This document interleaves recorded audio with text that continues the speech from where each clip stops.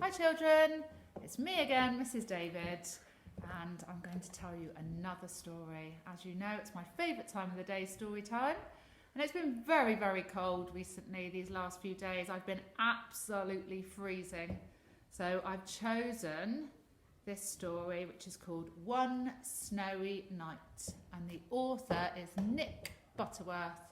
Remember, the author is the person who writes the story, and the illustrator is the person who draws the pictures in the story.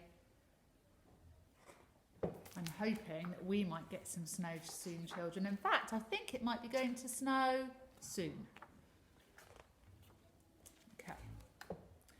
It's cold in the park in winter, but Percy the park keeper doesn't mind.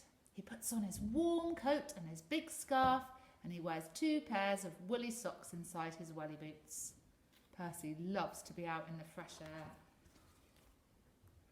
And there he is, and I can see in the picture here a robin bird, which is actually one of my favourite birds, the robin. It reminds me of my gran. In the middle of the park there is a little hut. This is where Percy lives. When it gets too cold to be outside, Percy goes into his hut where it's cosy and warm. The animals who live in the park all know Percy's hut. Every day he shares his lunch with them.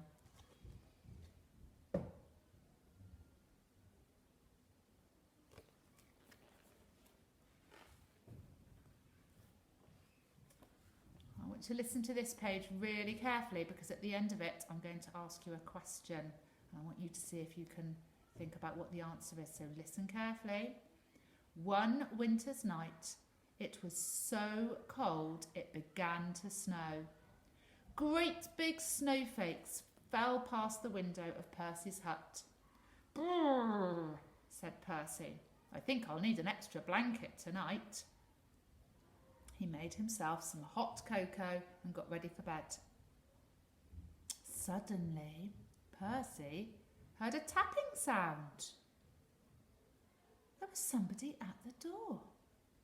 How can that be at this time of night, thought Percy, and he went to the door and looked out. Right, I'd like you to think, what extra thing didn't Percy need at night time to go to sleep? And why did he need it? Have a think about that. There's the pictures. What extra thing did Percy need, and why did he need it? Let's see who was at the door.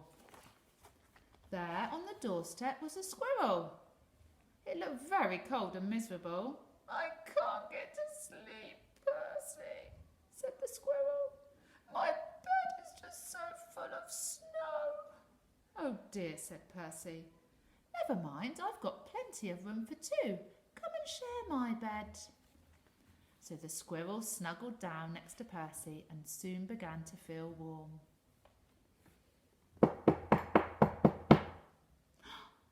It was a knock at the door again. Now who can that be, thought Percy. Who do you think it might be this time, children? What animal could be waiting next at the door? Let's have a look and see. Standing outside were 2 shivering rabbits. It's freezing, said one rabbit. We're frozen, said the other.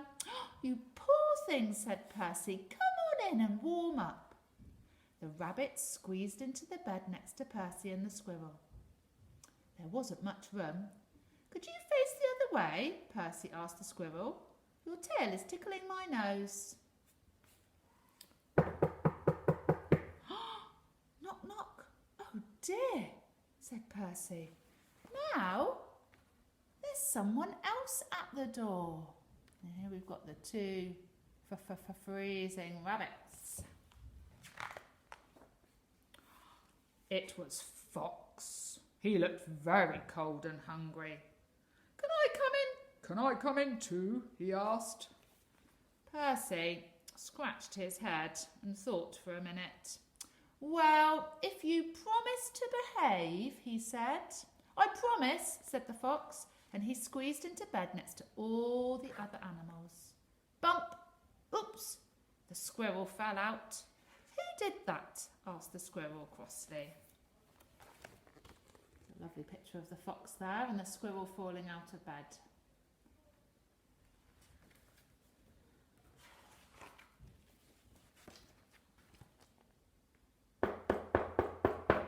Good gracious, said Percy. It's the door again. This time Percy had quite a surprise. There on the step was a badger, 2 ducks, a hedgehog, and a whole family of mice. And they all wanted a bed for the night. Look, children, I've got a question for you. How many animals are there waiting on the doorstep there for a bed for the night?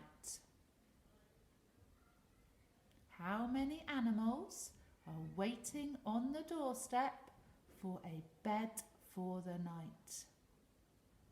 What do you need to do now? That's right. How many means you need to count them all. Well done.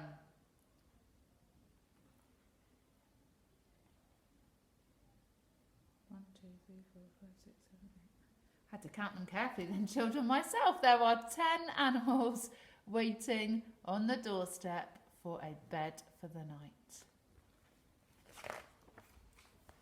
Poor old Percy and poor old Percy's bed. The animals pushed and they shoved and they rolled around the bed, but there just wasn't enough room for them all. And soon the bed covers ended up in a big tight ball. Then bump! The covers rolled right off the bed and everybody fell onto the floor. Oh dear, said Percy, this won't do at all. My bed is just too small. Suddenly one of the mice pricked up his ears. What's that noise? He squeaked. Everyone listened hard. Now they could all hear it. There was a scratching, scraping sound, and it seemed to be coming from underneath them. There's something moving under the floor, whispered Percy.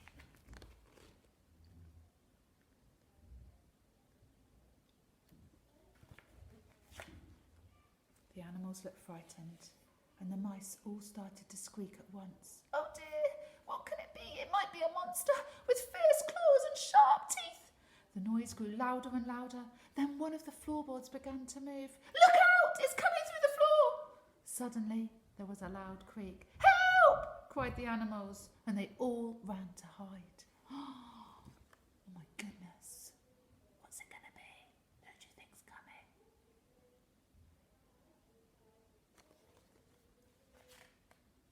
Look, you can see they all look scared, can't you? But Percy wasn't frightened. He started to chuckle. Then he laughed out loud. Ho, ho, ho, ho, ho, ho. A small dark head was sticking up through the floorboards. This isn't a monster, said Percy. It's a mole. I'm sorry to burst in like this, said the mole. I knocked on the door, but nobody heard me. Percy helped the mole up through the hole in the floor, sat him on his hot water bottle to get warm, and he put the floorboards back. It's all right, everyone, he called. You can come out now. It's just Mole. I saw a mole once. I was very lucky to see it, and it was very small. I was surprised by how small it was. A lovely black, velvety mole. Beautiful. Just running in the road it was. But nobody moved. Nobody stirred. Nobody wanted to come out. The squirrel was tucked away in the pocket of Percy's dressing gown. The hedgehog was in his coat. The fox, the rabbits, the badger and the ducks were all safely hidden away. The mice had even squeezed themselves into Percy's slippers. Everyone had found a cosy bed. Well, I never, said Percy. It's a lovely picture of all the animals in their beds.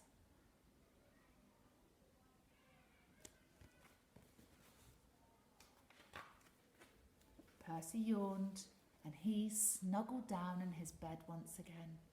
That's better. Now I've got plenty of room, he said, and a little to spare for a mole.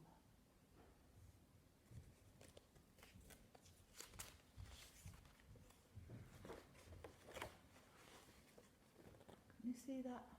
It's a nice big picture there of all the animals in their beds. I wonder, a lovely story. I wonder if you can tell your grown-up something you liked about this story that we've just had. What did you like about it? Why did you enjoy it? And when you've done that, children, it will be the end of our story time session for today. But don't worry, I've got plenty more stories to read to you, and you'll see me again soon. Bye-bye. See you soon.